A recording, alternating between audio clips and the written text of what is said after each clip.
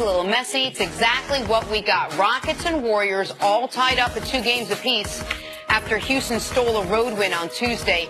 That series now shifts back to Houston tonight for Game 5, where the Warriors have listed both Andre Iguodala and Klay Thompson as questionable with injuries.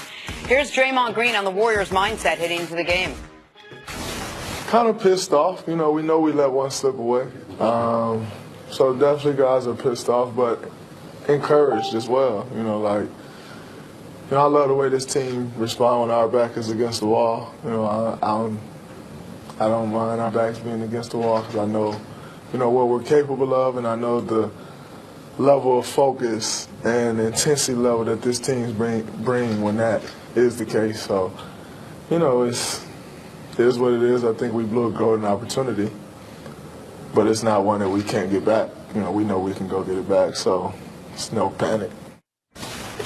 If I may, I just have a question. How does Draymond know how this team responds when their back's up against the wall? Since they got Kevin Durant, they've never had their backs up. They've never had their backs up against the wall. The closest they've come was Draymond right there with his back up against a wall for that. See, they've never trailed in the series. This is the first series they've even ever been tied in. They've never faced anything more than a sweep or a 5-game series. How does he know how they respond? I think that Draymond and some of the nucleus players, they've been through enough stuff internally. Even like when they were bored during the season, there's certain little struggles, little challenges that you have as a team. So I could see why Draymond would be, yes, everything that we have faced. Now, if you haven't faced what people call real adversity compared to everything they have been, it's adversity to them. So you can create a world in your mind and transfer that to the other players. So yes, they have faced adversity in their own mind. If it's not from a PR standpoint, it's other things. The world hates the Warriors. Sure. Okay, so I believe that this is not something made up. This is real. Kevin Durant, he's faced adversity. Draymond's faced adversity, and they faced it this year, not playing up to the level of their expectations. What do you expect to see tonight in this game, Nick?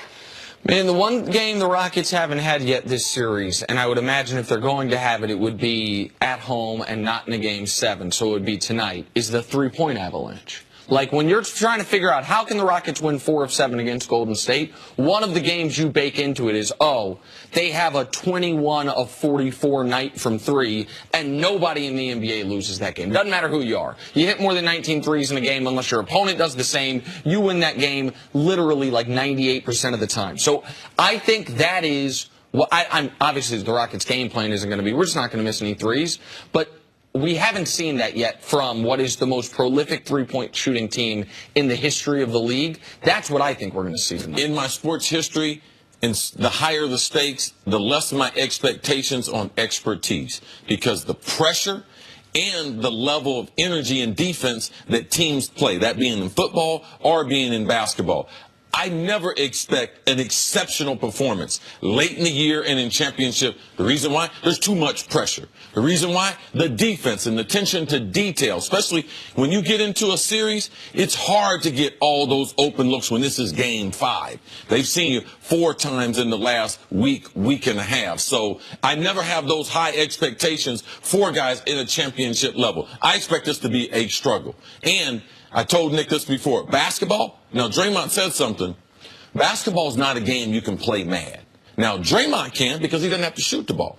To rebound, to screen, to do all the grunt work, defense, yeah. You can play mad. You can be pissed. But Kevin Durant pissed, it's not in him. Klay injured, it's not in him. Steph, even if he is pissed or mad, what's he going to do? Like, they're not that type of physical team. So I'm going to watch Draymond. I'm just going to watch the emotion and see how he tries to channel that to these other guys who aren't mad or guys who play with that type of chip. And, Jenna, if one of those 2 guys you listed as questionable misses the game, in Iggy or Klay, and once again, with just 1 day off between games, all these guys got to play 40-plus minutes after traveling from the Bay to Houston. That's something Golden State has not had to deal with. That's something this iteration of Golden State has no experience with. 2 games in 3 days where your starters are all playing 40-plus minutes. They're not used to that. Yeah, it was a small thing, but in watching the video that you had broke down as far as Kevin Durant and that last sequence of plays, another thing that's a real thing I want to watch tonight's game, if these guys are injured, whoever is on the court, we do realize that whoever's on the court has not played significant minutes with the stars, with Kevin Durant, with Steph. And you can see Sean Livingston. In the last play, Sean Livingston goes right down the middle and is in the middle of the lane. Now, if Andre Iguodala's on the court, he goes to the right corner. So watch these other players, and watch as we get into critical situations. Do they know what to do because they haven't been in them a lot? But Klay Thompson does know what to do. Was in, and we saw him limping around in that last game. So let's see how much he can actually contribute. Absolutely. Again, both Iggy and Klay Thompson listed as questionable for Game 5. All right, coming up, Mark Schlereth is here. That's all we have to say. That's it. That's the tease. That's why you should come back next on First Things First. Bring that heat.